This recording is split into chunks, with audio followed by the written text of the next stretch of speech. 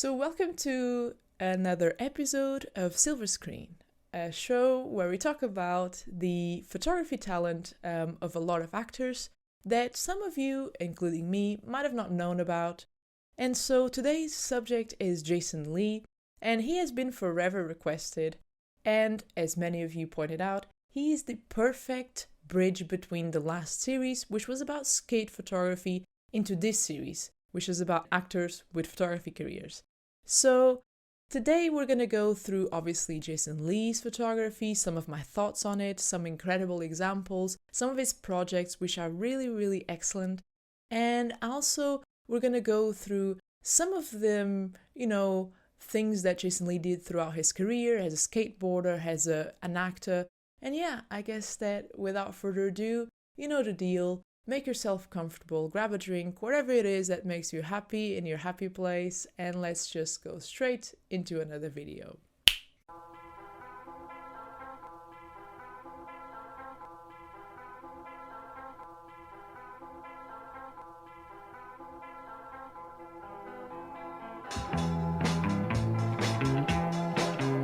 Every night I hope and pray that your loving baby will come my way. Now go to sleep with one thought on my mind. I love you, baby, yeah. And I'm going back. Jason Lee was born in California in 1970. And if you're familiar with my previous skate photography series, you probably know that California in the 70s was the epicenter of skateboarding, surf, and its cultures. So perhaps influenced by his surroundings, Lee became a professional skateboarder during the late 1980s and early 1990s. And he is an honored member of the community, still participating in events to these days. However, during the mid-90s, Lee started taking minor roles as an actor, which was a career he decided to pursue full-time during this decade. And gradually his career as an actor took off, and some of the projects he worked on were Mallrats, a cult film directed by Kevin Smith, with whom Lee worked with on many other films. However, he is perhaps most recognized by his role in the TV series My Name is Earl. And although Lee still works as an actor nowadays, he dedicates a great portion of his time to his photography. And when asked how did it start for him and how did he start making photos, Lee said, on a movie set back in 2002, "I started paying more attention as an actor to the cameras and what goes on with the process of movie making. In the skateboarding days, about a decade prior, I used little automatic Super 8 film cameras and various Polaroid cameras, but hadn't made any photographs or known much about the properties and characteristics of film until 2002, when I decided to start exploring the medium a lot more seriously." One interesting thing I read in an interview he gave was that he doesn't favor any particular format, so he uses both 35, medium format and large format. And I guess that it's interesting because he says that he doesn't let any camera decide what he shoots. He acts most of the time quite spontaneously, and he places the camera wherever he saw the scene first. And I think this is very important because he does say that despite working with large format, which obviously demands a lot more time to compose and to think and etc. He does work quite fast because he wants to maintain a certain energy, a certain power and vitality about what he'd seen first. And I think that's a really interesting concept. And although I did say Jason Lee doesn't favor any medium, I decided to talk about his photographic projects in two different segments, due to the different nature of the shooting experience.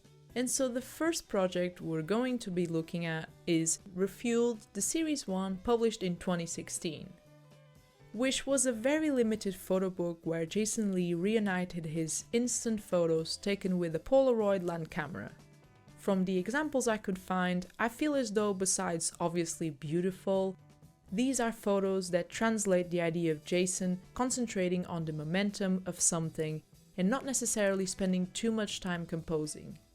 It's about acknowledging that balance, that motion, that energy of the moment, and I feel that in this particular case, his photos remind me of William Eggleston and the acknowledgement of beauty of the everyday, in the simple objects that surround us, that are part of our memories and that shape our lives.